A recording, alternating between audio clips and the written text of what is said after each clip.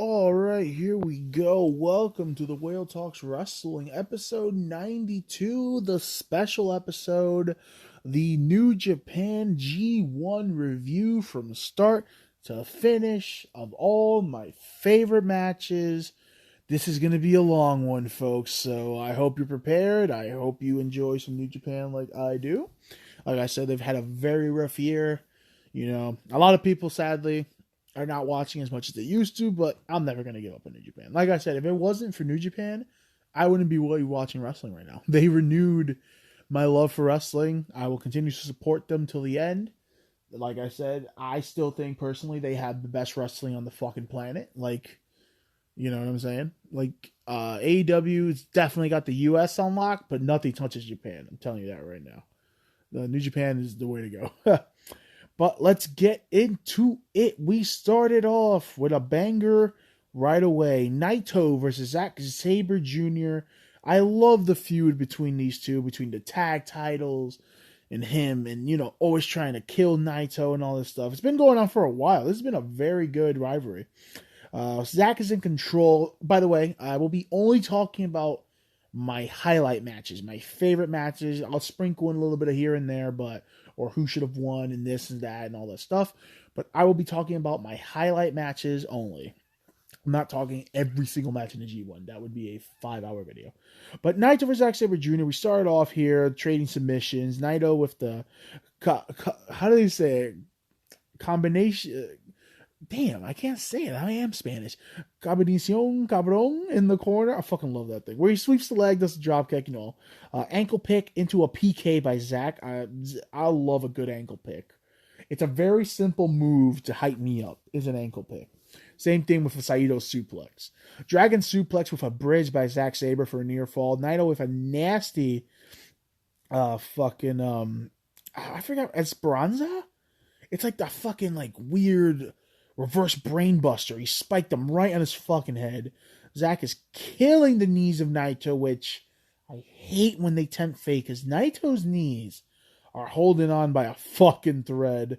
Destino, but Naito cannot cover. Dragon suplex into a DDT, into a choke by Zack. What the fuck? This guy's a maniac. Naito turns that into a brainbuster. Double stomp to the knee by Zack. Fuck you, Zack. Zack driver. Nope. Naito turns that into a Destino for a near fall. Zack with a fucking Indian deathlock into an armbar, into an abdominal stretch, into an octopus for the win. You heard me right. This motherfucker turned an Indian deathlock into an armbar, into an abdominal stretch, into the octopus lock for the win. Naito taps cleanly. Zack Sabre Jr. starts it off with a big win over Naito. This motherfucker, yes, he locked that in. I kid you not. Then we get Shingo Takagi versus Ishii. Oh, when these two step in the ring, it's all over, man. I get goosebumps just talking about it. It's about to get stiffy up in here. Shingo hits 10 shoulder blocks to Ishii, while Ishii hits 10 shoulder blocks on Shingo to start it off. We're just starting here. Then we go into a 5-minute forearm exchange. The match just started. Ishii with a snap power slam on the outside. That sounded awful. Ishii is eating Shingo strikes. Legit, Ishii has yet to sell anything in the first 8-10 minutes of this match. Shingo, you could tell this dude's getting desperate. Dragon suplex into the running elbow by Shingo. Pumping bomber. Ishii kicks out. 3 chops to the throat by Ishii. And then the guys have a headbutt off. Shingo hangs onto the wrist. Pops him up quick for Lash of the Dragon for the quick win. What a fucking match. This was awesome. They beat the shit out of each other. And I love the ending sequence of both of them giving the headbutt. And then you just see Shingo grab the wrist so quick. Hang on. He's still dazed. Lash of the Dragon. Boom. Good shit. This match made me feel some type of way, man. I'm not gonna lie. I got a little bit, not emotional, but just wow. I always go wow at these guys. Hiroshi Tanahashi versus Okada. These men haven't faced off in probably a couple 5 or 6 years. It's been a while. I haven't seen these guys go at it in forever. Speaking of that, what the happened to Okada? This dude took a little break for his neck, and now he's fucking jacked. I'm like, this guy looks so he looks like a fucking super version of the younger Okada. He is in amazing shape, dude. He looks awesome. Tana with the dragon screws to Okada. You know how this goes. Okada with a spike DDT on the floor. Aces high, crossbody to the outside. Tanahashi, man, this guy. I wish people could understand the amount of respect I have for this man almost being 50 and doing the stuff that he does to his body. Twisted shout into another twisted shout into a third twisted shout. Hits a gigantic sling blade for a near fall. Another aces high, but Okada catches him into the money clip. You gotta love Okada going for the money clip. Okada with a spiral tombstone. Love that move. Big elbow drop, Rainmaker pose. He hits the Rainmaker into another Rainmaker, into a German, and then a Dragon suplex by Tanahashi. Okada kicks out at one, fighting spirit. Mitsunoku driver, this seems to be Okada's other new move. Mitsunoku driver into a big Rainmaker, gets the win with 30 seconds to spare.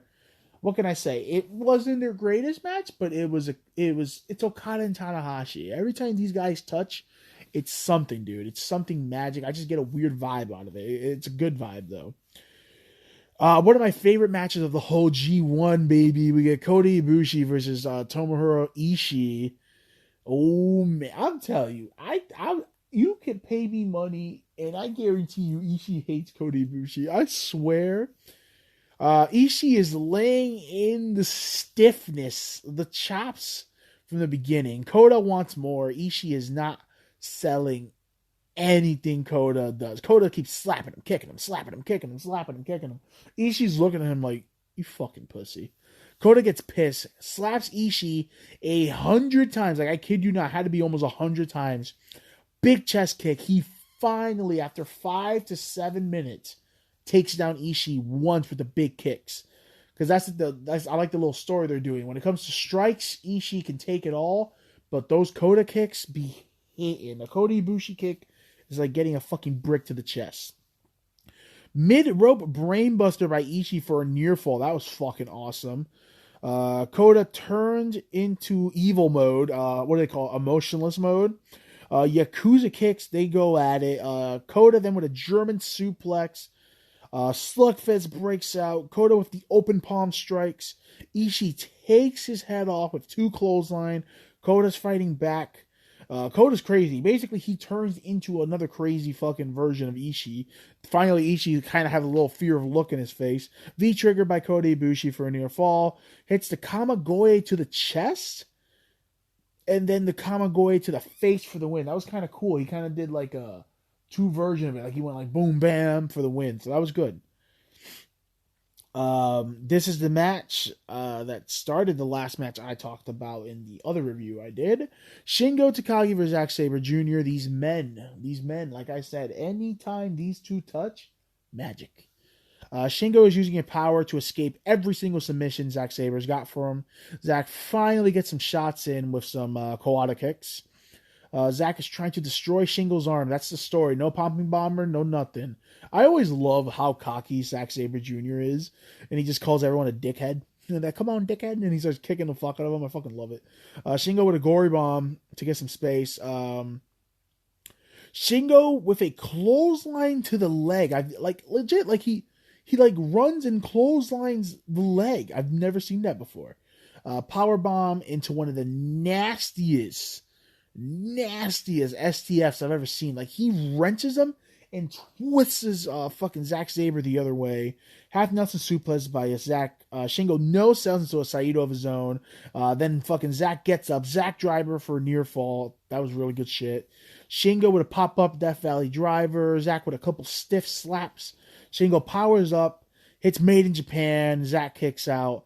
Then he hits the pumping bomber. But Shingo's hand is so fucked up he can't get the pin. That would have been it. Shingo's trying to get out the armbar. Zack has had him in his armbar for like 2 minutes now. So fucking Shingo's about to get out of it. Zack wrenches back on the armbar as far as he can. And fucking Zack Sabre Jr. with the clean tap out win. He taps out Naito, and now he taps out Shingo Takagi, the World Heavyweight Champion. You know what that means, baby? We're getting that match, as we did. We have sad news here. Naito is out of the G1 with a knee injury. Shocker. This sucks, but for Naito not being in the G1, we get special matches with Hiromu Takahashi taking on his opponents he would have had. I'm not going to lie, I squealed like a schoolgirl because this is Hiromu's time to get into the main event scene, baby. One of my favorite matches always watching, Zack Sabre Jr. versus Cody Ibushi. These guys have some awesome chemistry, some great chemistry. Coda is trying to kick Zack's head off, but even Zack's not messing with that. Zack's going for Coda's arm, just like he did to Naito and Shingo. Nasty arm wrenches to the mat by Zack Sabre. Zack is trying to get Coda to go emotionless. He wants him to. Like, he's being a complete dick. He wants to fight. He wants a kicking. Zack then wants a kicking fight. Bad idea. Coda wins the kick exchange in about 2 seconds. Coda with a Rainmaker clothesline. That was fucking weird. Zack with a nice shining wizard and into a sit-out powerbomb for a near fall. Nasty V-trigger by Coda. Coda got some air on that shit. Like, legit, he fucking, like, slow motion leaped into the air into that V-trigger. Bombaye knee strike for Coda for another near fall. Fucking... And then, this dude kicked out the Kamigoye, and he did it again. Tapped out Cody Ibushi with a stretch muffler body scissors into a wrist lock. This man just made Cody Ibushi, Naito, and Shingo Takagi tapped out in back-to-back matches. What the fuck? This guy's crazy. We get another... I'm telling you, I'm pretty sure Zack Sabre was my MVP for the G1, honestly. Between him and Cobb, they were my MVPs. Zack Sabre versus Ishii. I love this match. Zack coming in with 4-0, all submission wins. Zack is trying to destroy Ishii's wrist for no more chops. He doesn't want to get chopped. You know, it's a smart idea when you're fighting Ishii. You know what I'm saying? I don't even understand how this dude comes up with all these submissions, dude. Like, who's teaching him this shit? Zack with the big kicks to Ishii. Catches the last one and hits a stunner to the leg. That was nice. Big DDT by Ishii, but of course he no-sells that shit. And then pounces back. Zack bounces back with a PK. Brainbuster counted into a brainbuster by Zack instead. That was kind of cool. Ishii starts stomping on Zack's face, and then a headbutt and a nasty lariat by Ishii for a near fall. Ishii with another clothesline, brainbuster, and he ends the streak of Zack Sabre Jr. Ishii with a big win. I love how they gave Ishii a lot of big wins in this one. We get where it all started here. This was probably up there too. This was probably my second favorite match of the G1. Cody Ibushi versus Shingo Takagi, where it all started. Pumping bomber to the back of the head, turned him inside out. Oh, Jesus. This match is starting off hot. Shingo in control with a big spike DDT to Coda. Coda with about 100 slaps and then some of the hardest chest kicks I've ever seen to get back into it. Pop up that Valley Driver by Shingo for a near fall. Saito to Coda, but Coda no sells, hits a half and half. Shingo goes down with a clothesline. Shingo gets back in it with a German, and then Shingo no sells that into a sliding elbow to the back of the head. The back of the head is the story here. Made in Japan, but Cody Ibushi kicks out. A bunch of big knees to the face of Shingo. Bombaye knee strike into the Golden Star Powerbomb for a near fall. Shingo with a nasty knee strike of his own. Like, legit, he hits his own V-trigger. Pumping bomber for a near fall. These men are murdering. This match is awesome. Awesome. Cody Ibushi with a fucking disgusting palm strike. Look like, oh my god, he stiffed the fuck out of him. A head kick. Kamigoye out of nowhere. Shingo kinked out. Poison Rana. V-trigger. Reverse Kamigoye. Dude, this was fucking dope. So he hits the reverse Kamigoye and then hits the front Kamigoye for a big win by Cody Ibushi. Ibushi trying to come back here after losing to Zack Sabre. We get a specialty match here. Hiromu Takahashi versus Kenta. This was a specialty match. This was a good match. Hiromu's going right at him. Kenta with some kicks to take back control. I like that Hiromu wants to move to the heavyweight division. It makes me very happy because basically I love this match because he was like, hey, Kenta moved on to the heavyweight division and we weigh the same weight and everything. So I'm like, that's kind of cool. Nasty power slam to the outside by Kenta. That was rough. We get a ref bump. Kenta gets a chair. Hiromu telling him to do it. So Hiromu gets on the floor and basically says, hit me, bitch. He like pointing at his head. He's like, hit me with the chair, hit me with the chair, hit me with the chair. We get a draping DDT on the chair by Kenta instead. Kenta has some of my favorite slaps. Him and Tanahashi. But Kenta has these haymaker slaps where he like legit smacks the fuck out of you haymaker style. Victory Royale by Hiromu. It's a suplex flatliner, by the way, if you don't know what it is. Pair of super kicks right in the butt. And Hiromu's probably got the best super kick in the biz. Into a nasty clothesline for a near fall. Running Death Valley Driver. Kenta uses the exposed turnbuckle and rolls up Hiromu for the win. This was a good match. This was solid.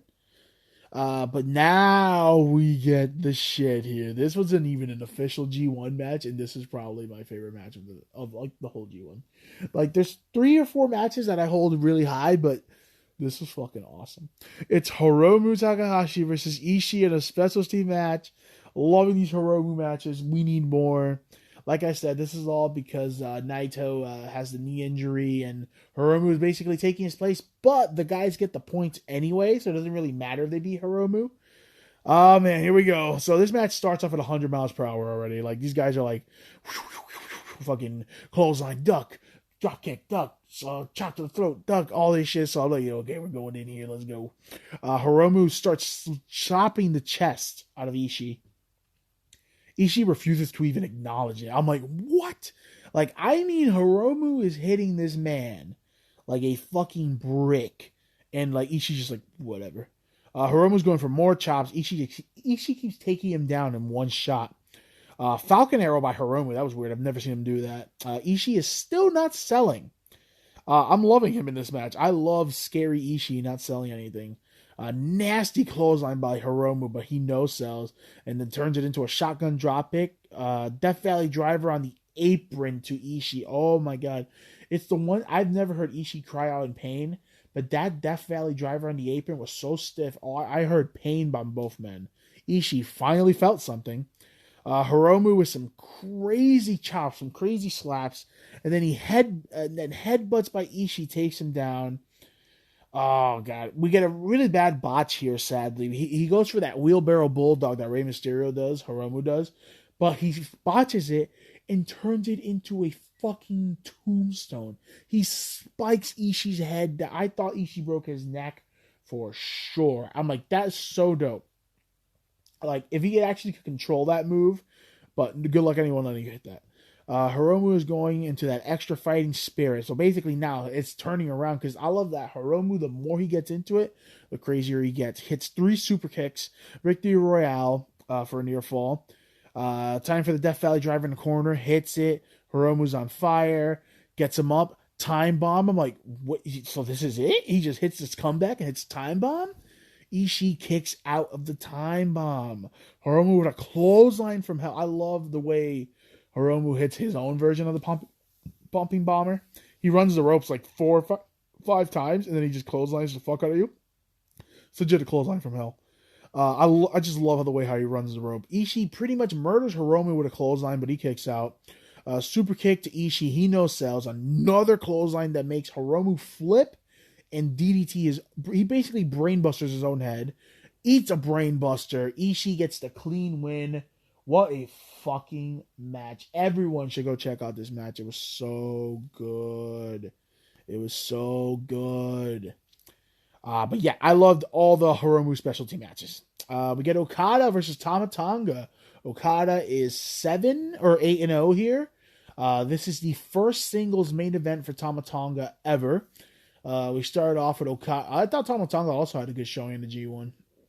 Okada is working over Tama's legs because that speed, that impact that Tonga can do. Okada is working the 5 count to the limit. Okada is coming in undefeated, like I said. He's pretty much dominating Tonga. They go on the outside, and Okada's trying to fight it out there.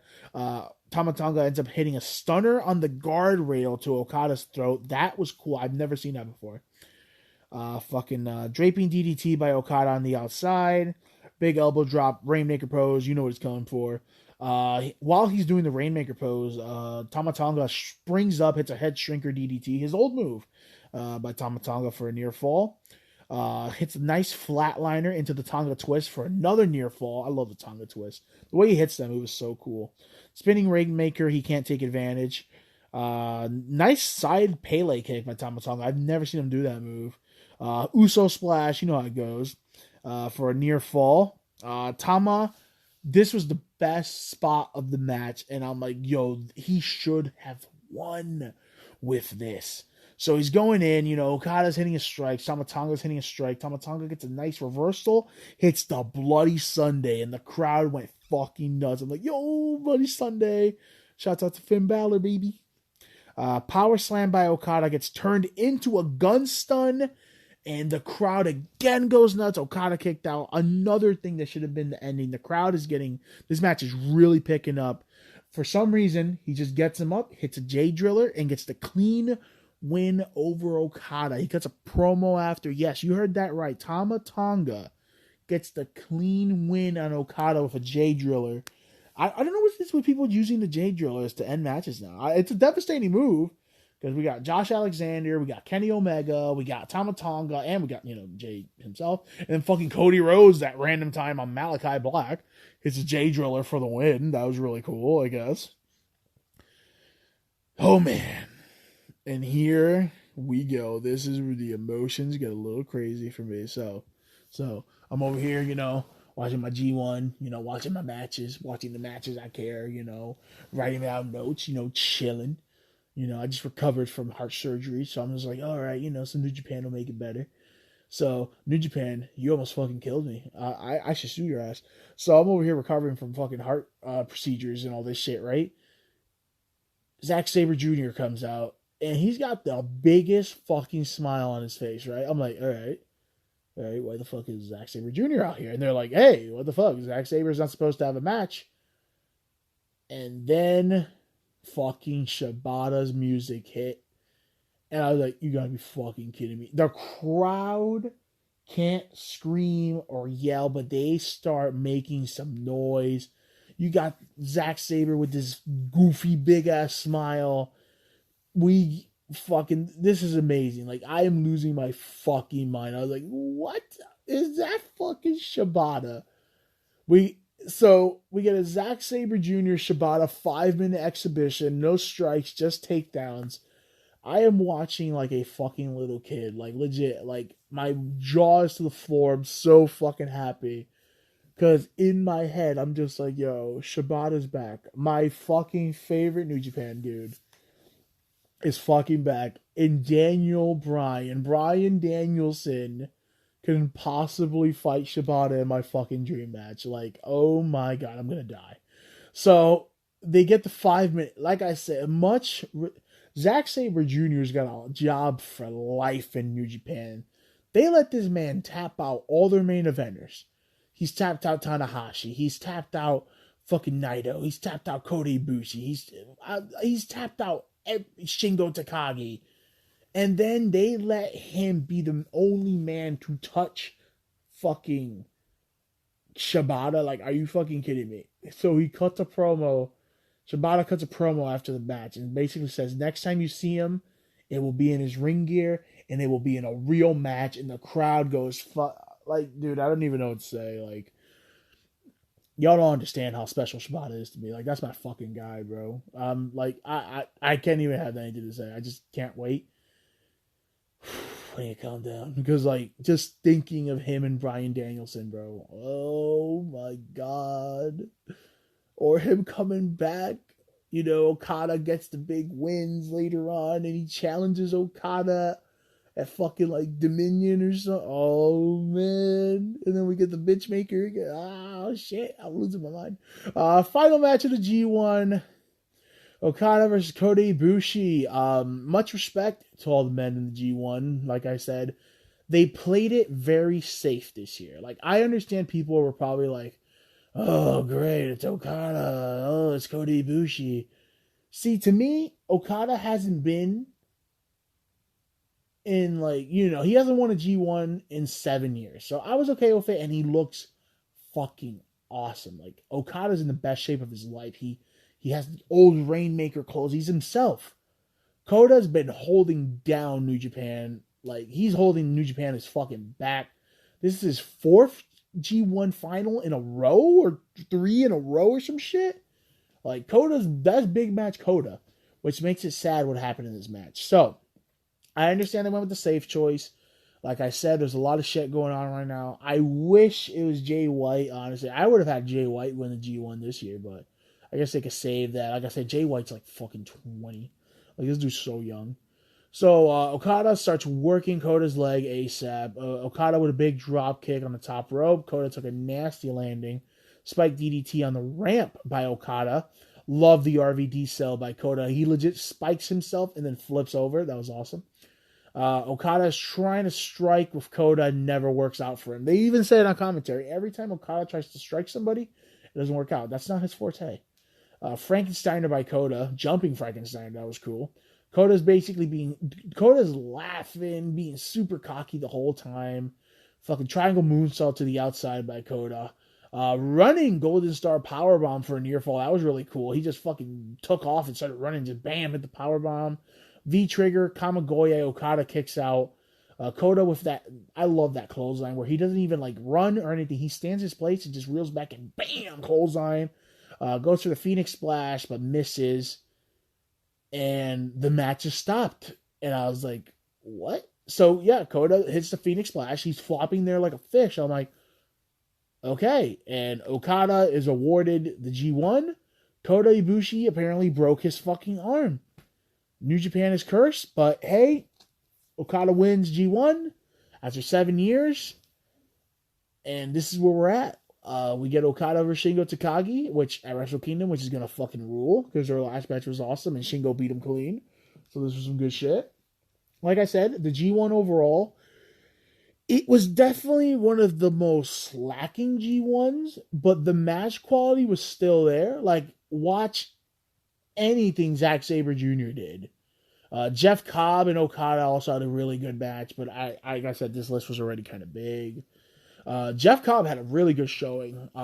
Even Tonga had a really good showing. Like, the G1 had some moments, but it definitely was the most safe G1 they've ever done. Like, pretty much you knew. Like, I knew from the beginning it was going to be Okada and Cody Ibushi at the end. I would have loved the surprise, but I don't think they would have done it. I don't remember what blocks they were in. I would have loved a Jeff Cobb going to the end facing Cody Ibushi or Okada, or even like Zack Sabre defying the odds, taps out everybody in the fucking G1. That would have made my day. But hey, Okada, he's the man. He's going to get his title back. Shingo's had a great run. Like, he's been carrying New Japan with the match quality he's had. Okada's going to come back. We're probably going to get the, Will Ospreay coming back, title for title feud, and then hopefully Will wins that because Ospreay should have never been stripped off the title. This dude came back in not even 4 months. It sucks. He should have never been stripped of the title. Yeah, and also, Okada's the fucking man. My boy brings back the old IWGP World title, the greatest wrestling belt ever made, and he uses that as his briefcase, basically, and he defends the title to defend, his right to go to fucking face Shingo Takagi, which I'm hoping they just do a unification match and put the old like, the new title's okay, but like I said, the old IWGP World title is the greatest wrestling belt I've ever seen. It's the most beautiful wrestling title ever made. There's a reason the AEW title basically copied it title for title, which I like the AEW title. That's why it looks like the IWGP one. It looks great. But shit, here we are. I promised everybody I would do it. My G1 matches, the G1 overall, all done. God, this took a lot of work. This is a lot of notes. And like I said, the MVP is definitely 100% Zack Sabre Jr. Zack Sabre Jr. is the MVP of the G1. Second, followed by probably, I would say, Ishii. I feel like Ishii had a fucking fantastic showing. Just for the match with Hiromu and Shingo himself, and even the match with I loved Ishii versus Zack Sabre Jr. That was awesome. But again, like Zack Sabre Jr. is the fucking man. You know what I'm saying? But that is it for me. That is the whole G1 episode. Peace out. Take care. I will be back to review Full Gear, some AEW news, and all that stuff. You know, anything New Japan happening, I'm there like always. I just did the Power Struggle review with the awesome match between Sabre Jr. and Shingo. Like I said, I'll review the stuff that I care about. Pretty much all the New Japan shows get reviewed because they're all kind of specials. Any AEW special and WWE, all the pay-per-views and specials also. Same thing with NXT. Anytime they do a special, that's what I'm here for. Like, I don't want to review the day-to-day stuff. You know, I kind of do miss reviewing AEW day-to-day, but it is what it is. I might start doing that again. You know, hopefully all my health and everything works out well. But that is it for me in this massive New Japan episode. And like I said, I like being one of, like, you know, there's not a lot of people talking about New Japan, sadly. And I feel like just New Japan's like, it's there, but a lot of people like, they're like, it's hard to watch. I'm like, dude, I've had a fucking New Japan World subscription since like 2016. Like, it's not that hard to get. Like, honestly, I'm probably 2014, honestly. Like, when Kenny first, I want to say when Kenny joined the Bullet Club. Even before that, I was watching with, you know, when TNA did the invasion at Wrestle Kingdom 7 or 5. But yeah, like I said, I wish everyone would give it a chance. Like AEW, that's what I'm not a mark. That's the thing. I'm not a fucking mark. I watch everything. I watch Raw. I watch SmackDown. I watch NXT. I watch AEW. I watch Rampage. I watch everything. So I try not to be a mark. I basically review everything the best that I can. Like I said, WWE pisses me off, but you'll never see me be like, oh, I'm not watching that shit. Like, I'm gonna watch it. You know what I'm saying? I'll just skip the shit I don't like. There's a lot of people that work there that I like. You know, and I like being one of the only people that reviews New Japan. Like, a lot of people don't, and a lot of people find it hard to keep up with or whatever, but I love it. Like I said, New Japan is the reason I'm here watching wrestling. Like, you know what I'm saying? New Japan is the reason I love AEW extra, because they have that New Japan influence. Like, where the fuck do you think Kenny Omega came from? You know what I'm saying? Like, where the fuck do you think the Bucks got famous? They got famous in fucking New Japan. Like, I knew them for PWG and TNA and all that stuff, but I feel like just New Japan doesn't get the credit it deserves. Like, where do you think these guys came from? AEW was made because of Alpha and Omega. Jericho versus Kenny. Like, you know what I'm saying? I just feel like the world would be better off with a lot of marks gone. Like the AEW marks and the WWE marks. I can't stand. Like, I don't even call myself a New Japan mark because, like I said, I watch everything and I can admit when everything's wrong. Like, I will never forgive New Japan for the booking of Evil. I'll never let it go. Ever. But I feel like everyone should just watch everything. Enjoy everything. You know what I mean? You like what you like. You like what you like. Just don't shit on stuff that you don't watch. Like, oh, that shit sucks. And like, how do you know if you don't watch it? You know what I mean? Like, I could critique because I watch it all. You know what I'm saying? Like, if I tell you something sucks, it's because it probably sucks. You know what I'm saying? But I try to give everything the benefit of the doubt. Like, even NXT. Like, I fucking hate what they've done, but there's some shiny moments in NXT 2.0, you know? But I'm rambling on now. That's it for me. I'll catch you guys next time. Skate92 on all the social medias. Give your boy a follow. Talk some New Japan with me, please. And peace out.